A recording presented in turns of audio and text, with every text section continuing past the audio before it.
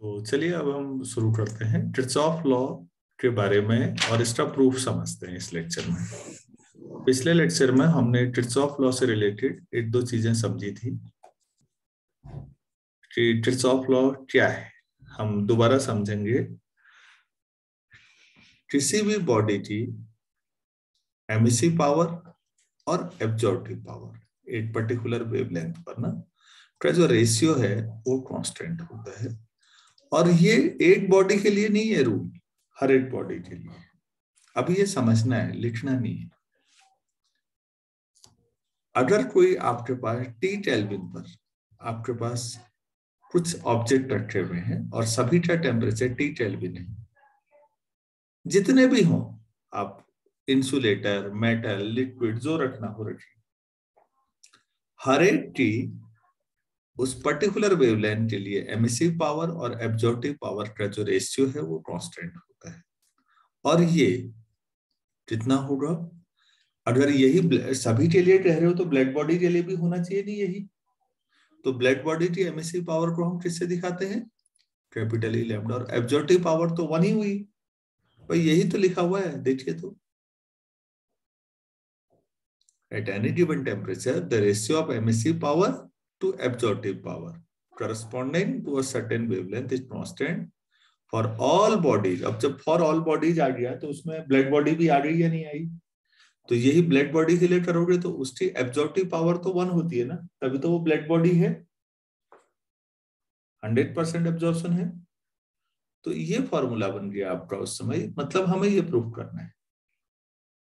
क्या मेरी बात समझ में आ पाई आप लोगों को? Yes sir. E lambda upon A lambda equal to capital E lambda proof करना है। ठीक हो गया। तो पिछले लेक्चर में जो हमने एब्जॉर्प्टिव पावर, एमिसिव पावर और एक पर्टिकुलर वेवलेंथ पर एब्जॉर्प्टिव एमिसिव समझाया, स्पेक्ट्रल जिसको आप कहते हैं, वो बस क्लियर होना चाहिए। दूसरी बात बच्चों, इस डेरिवेशन को, अब इस बात को प्रूफ करने के लिए हमें एक चीज की जरूरत पड़ेगी, उसको कहते हैं आइसोथर्मल एनक्लोजर। अब ये क्या होता होगा मैं थोड़ा सा समझाऊं। आइसोथर्मल का मतलब समझिए, आइसो मतलब समान, थर्मल एनर्जी, और एनक्लोजर मतलब कोई बर्तन, मतलब जिस जो रखे किसी चीज को। मान लीजिए मेरे पास कोई बॉडी है और ये किसी बर्तन के अंदर रखी हुई है ऐसे, तो ये हमारा आइसोथर्मल एनक्लोजर हो सकता है अगर अंदर का जो टेम्परेचर है वो टी केल्विन बना रहे पूरे एक्सपेरिमेंट के दौरान, और हर कोने का टेम्परेचर, हर जगह का टेम्परेचर टी केल्विन हो। बात समझ रहे हैं ना?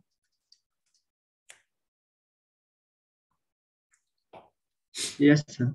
हमारी जो बॉडी है बच्चों वो अंदर रखी हुई है, टी केल्विन पे बनी रहनी चाहिए। तो टेम्परेचर पूरे प्रयोग के दौरान, पूरे एक्सपेरिमेंट के दौरान टी केल्विन बना रहना चाहिए। तो हम क्या करते हैं, हम सोच रहे हैं, मतलब ऐसा कि हमारे आसपास जो सराउंडिंग है, समझ लो एक बड़ा सा एनवलप, बड़ा क्लोज्ड ऐसी चीज है जिसका टेम्परेचर टी केल्विन पर फिक्स है। तो बॉडी का टेम्परेचर भी टी केल्विन फिक्स रहेगा या नहीं? Yes sir. और ये पूरे एक्सपेरिमेंट के दौरान बना रहेगा। तो किसी भी चीज का टेम्परेचर उतना ही बना रहे पूरे एक्सपेरिमेंट के दौरान, तो उसे हम हमेशा जिसमें रखते हैं उस इक्विपमेंट का नाम आइसोथर्मल एनक्लोजर है। जैसे हमारा जो कमरा है, अगर हम कमरे में कहीं पर एक कोने में हीटर चला दें तो कमरे में यूनिफॉर्म टेम्परेचर डिस्ट्रीब्यूशन नहीं होता बच्चों। हीटर के आसपास टेम्परेचर ज्यादा होता है, कमरे के दूसरे कोने में या डायगोनली अपोजिट कोने में ऊपर टेम्परेचर कम होता है नहीं ऐसा? यस। मतलब हीटर से दूर जाओगे तो टेम्परेचर कम हो जाता है। तो ये नॉन यूनिफॉर्म डिस्ट्रीब्यूशन है, यूनिफॉर्म नहीं है। हम एक ऐसा चाह रहे हैं जहां हर जगह पर, जिसके अंदर हर जगह टेम्परेचर बराबर हो और हर जगह टी केल्विन हो। अब मैंने अपनी बॉडी को उसमें रख दिया है जिस पर प्रयोग करना है। तो मैं समझा पाया ना आइसोथर्मल एनक्लोजर क्या होता है? Yes sir. चलो ठीक है। अब हम लोग यहाँ से इस लॉ को प्रूफ करते हैं। फिर आइसोथर्मल एनक्लोजर अगर आपको क्लियर है तो इसकी डेफिनेशन जैसा कुछ नहीं है, ये अरेंजमेंट हुआ केवल। चलिए ठीक है, तो देखिए प्रूफ करते हैं। मैं एक आइसोथर्मल एनक्लोजर में एक बॉडी को रख देता हूं।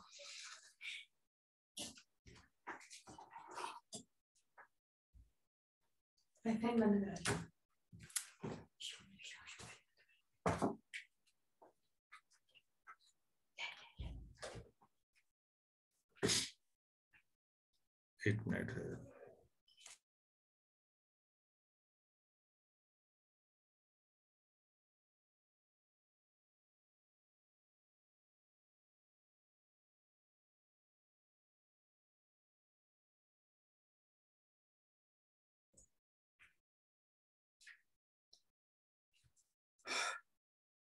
तो मैं एक बॉडी को मान लेता हूं। Let us consider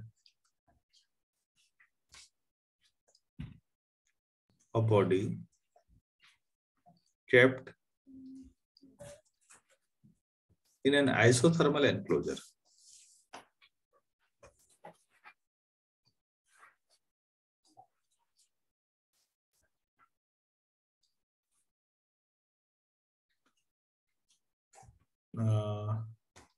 Isothermal enclosure at temperature भी लिखना पड़ेगा कुछ, मान लो T केल्विन पर है।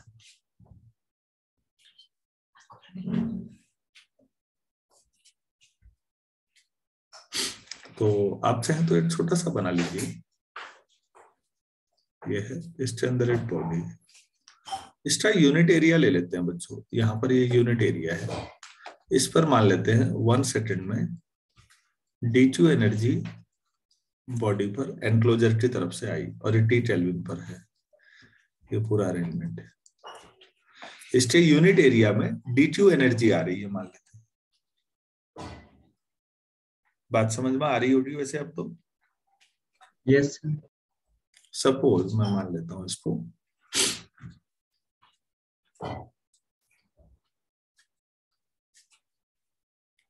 Suppose D2 energy, thermal energy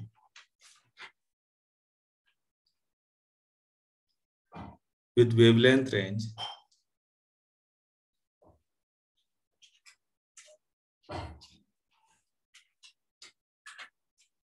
lambda to lambda plus T lambda be incident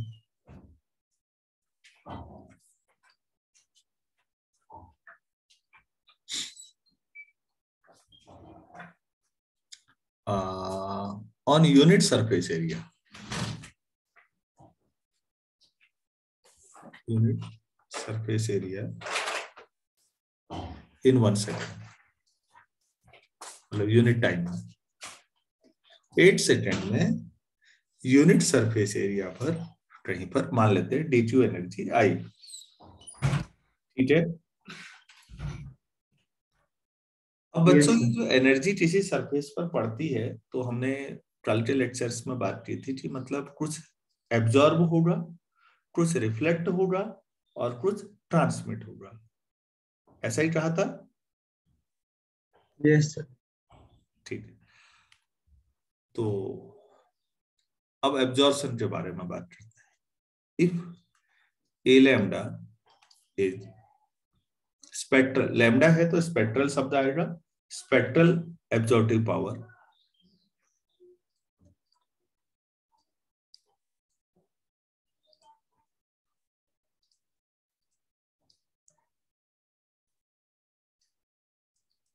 then energy absorbed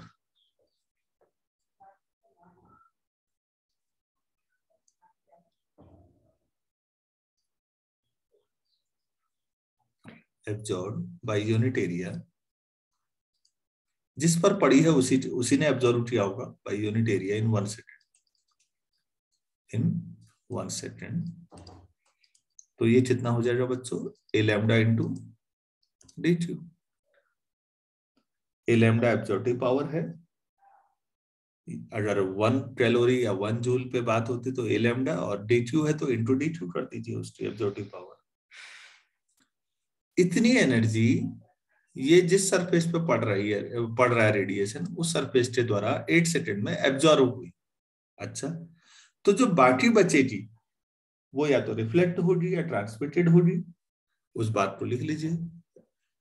remaining energy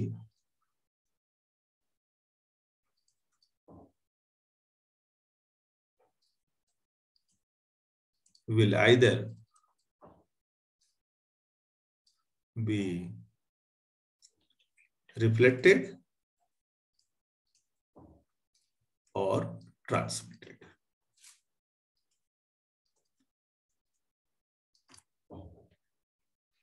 तो ये भी निकाल लेते हैं, ये होगी कितनी। सो नई लाइन से हीट एनर्जी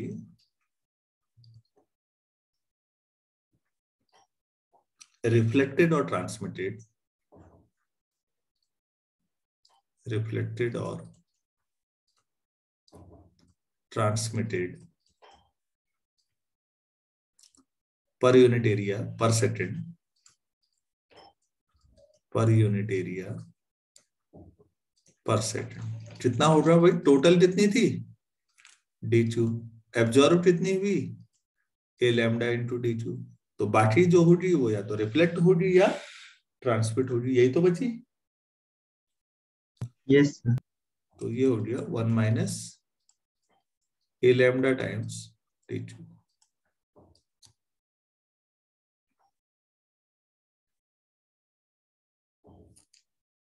ठीक है, अब हम मान लेते हैं कि इस वेवलेंथ पर, ये तो हुआ एब्जॉर्प्शन से रिलेटेड। अब एमिशन वाली बात करते हैं। एमिसिव पावर को किसी वेवलेंथ पर, याद है आपको, मैंने ई लैम्डा दिखाया था पिछले लेक्चर में। Yes sir. नई लाइन से लिखिए, लेट स्पेक्ट्रल एमिसिव पावर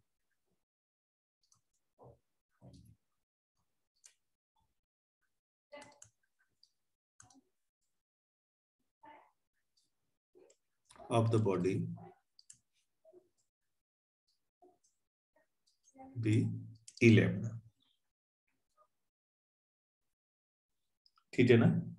तो फिर अगर ऐसा है तो कितनी एनर्जी एमिट हुई होगी, और रेडिएशन रेंज डी लैम्डा मान लेते हैं। तो आज हमने किया था E lambda into D lambda पिछले लेक्चर में। सो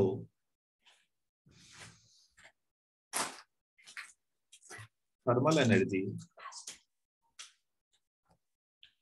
emitted per second per unit area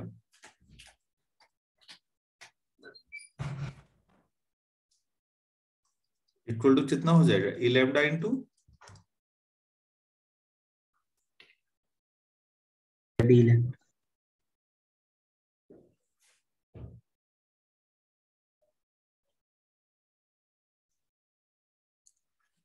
तो बच्चों बॉडी से बाहर को कितनी एनर्जी आ रही है, देखो ध्यान से सुनो। D2 एनर्जी सरफेस पर पड़ी तो एब्जॉर्ब कितनी हुई, ए लैम्डा इंटू D2। अच्छा, कितनी एनर्जी बॉडी से ट्रांसमिट, जो ट्रांसमिट होती है, ट्रांसमिट मतलब समझो इधर से आई और इधर से निकल रही होगी। ट्रांसमिशन ऐसी तो होता है, ट्रांसमिट होने का मतलब पार करना ना। यस। जितनी पड़ी तो कुछ हिस्सा एब्जॉर्ब हुआ, कुछ हिस्सा रिफ्लेक्ट हुआ और कुछ हिस्सा ट्रांसमिट हुआ। क्लियर है। तो आपने ये जो निकाला है ये क्या है, 2 अंडरलाइन वाला, जो रिफ्लेक्ट हुआ और ट्रांसमिट हुआ। ठीक, लेकिन बच्चों हमने पढ़ा है प्रीवोस्ट थ्योरी में कि हीट एक्सचेंज तो कंटिन्यूअस प्रोसेस।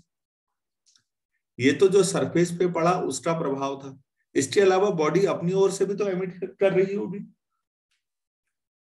तो ये एमिशन है। तो बॉडी से टोटल पर सेकेंड कितनी एनर्जी निकल रही है, ये जो टिक किया है मैंने डबल टिक और ये वाला, इन दोनों को जोड़ दूं, बॉडी से बाहर निकलने वाला टोटल रेडिएशन पर सेकेंड होगा या नहीं। Yes sir. सो लिखिएगा,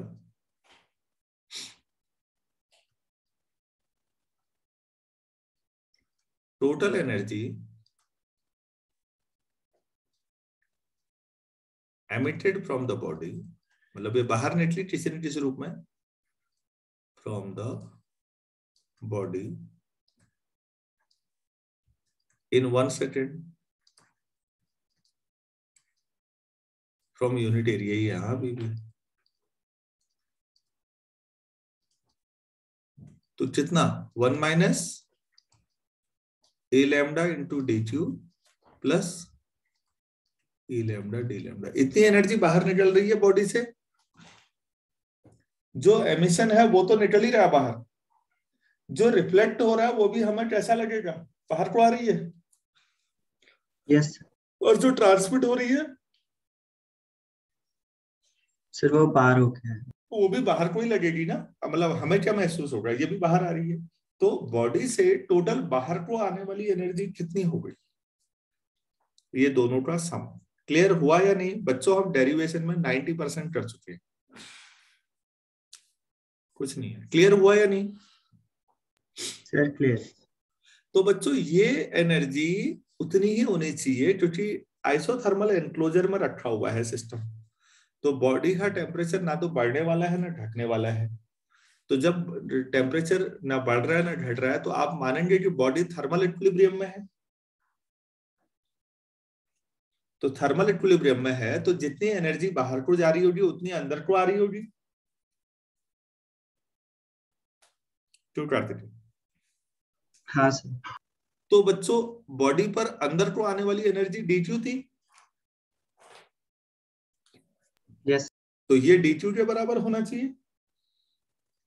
यस सर। वह हो गया यार प्रूफ। फिर चलिए इस बात को लिख लेते हैं। Since body is in thermal equilibrium,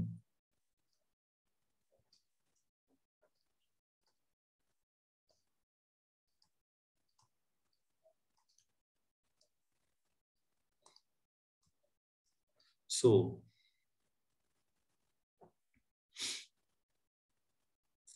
total emitted energy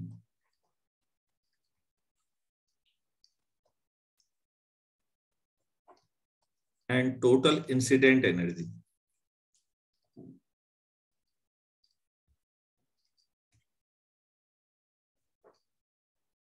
per second per unit area must be equal। ये सब बराबर होना चाहिए। That is 1 minus A lambda times डी2 plus E lambda D lambda, this must be equal to डी2। अगर आप ये समझ पाए तो मेरा पढ़ाना सार्थक हो गया, मतलब मैंने पढ़ा दिया पूरा। इसमें कोई भी डाउट है तो दोबारा बोलिए, मैं समझा देता हूं बच्चों। कोई भी डाउट हो? क्लियर है सर? कोई डाउट नहीं है? No sir. अच्छा तो फिर अब क्या होगा, देखो दोनों साइड, लेफ्ट साइड को पूरा खोल के सॉल्व करिए। अब तो मैथमेटिक्स है खाली।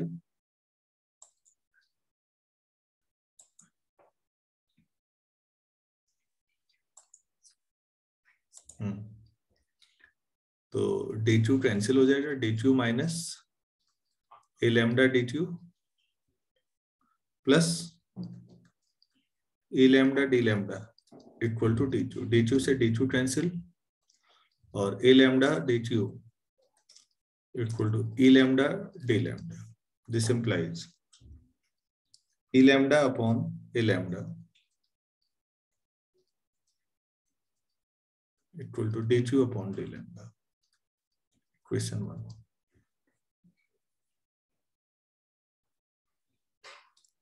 अच्छा अब आप बताइए, ये तो हर एक बॉडी के लिए सही। अगर हम सोचें इसकी जो, अगर मैंने ब्लैक बॉडी रखी होती क्या होता? ये जो सामान्य एक बॉडी रखी है, अगर इसकी जो ब्लैक बॉडी होती, फॉर ए ब्लैक बॉडी,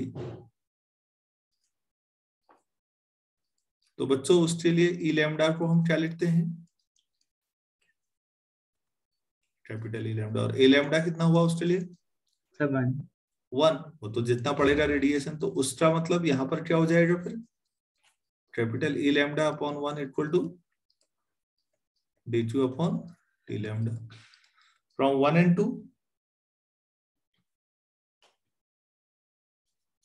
कर दो बराबर।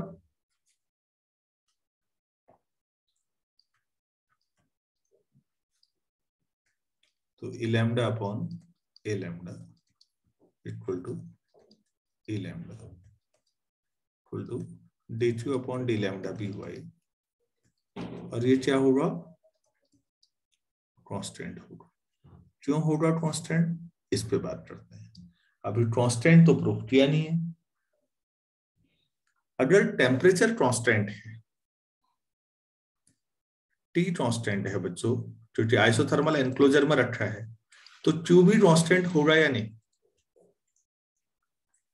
जितनी एनर्जी, सॉरी dQ जो आ रही है वो कांस्टेंट हुई या नहीं, वो हर सेकंड उतनी ही आती रहेगी जितनी 8 सेकंड में आ रही है।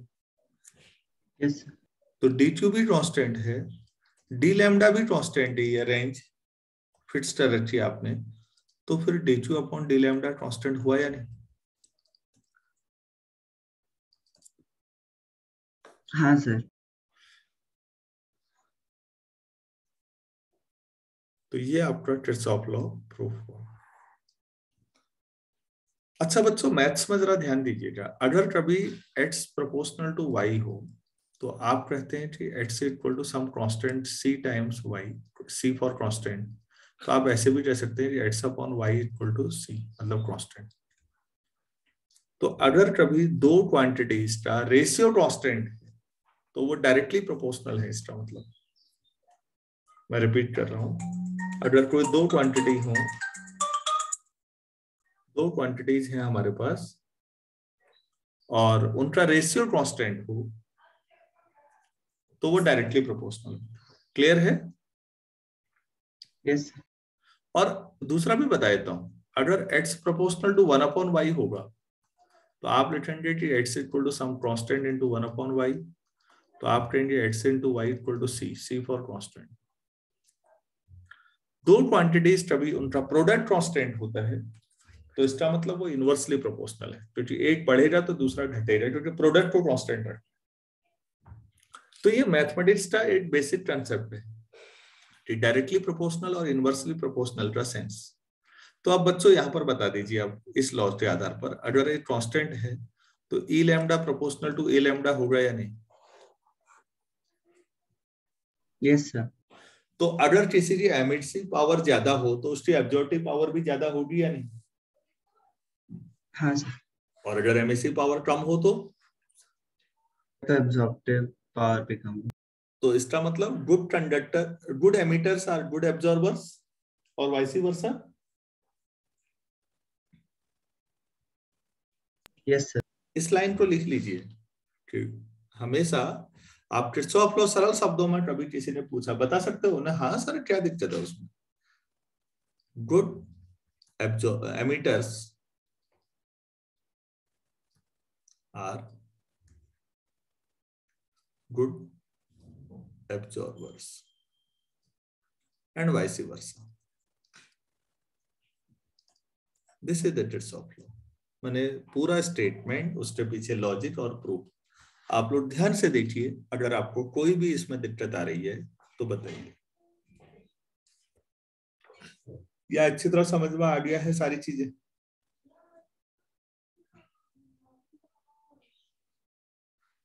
सर आगे सर। जो सरफेस जितना ज्यादा एब्जॉर्प्शन करेगी बच्चों, वो सरफेस उतना ज्यादा एमिशन भी करेगी। कॉमन सेंस का है, लेकिन जो प्रूफ है बहुत शानदार है और बहुत सरल भी है। देखो मैं रिपीट कर रहा हूँ, डीक्यू एनर्जी इंसिडेंट होती है पर सेकंड पर यूनिट एरिया, तो सभी में है, उससे घबराइए मत। डीक्यू एनर्जी इंसिडेंट हुई, तो फिर एब्जॉर्ब कितनी हुई, A lambda into absorptive power into DQ. ठीक है।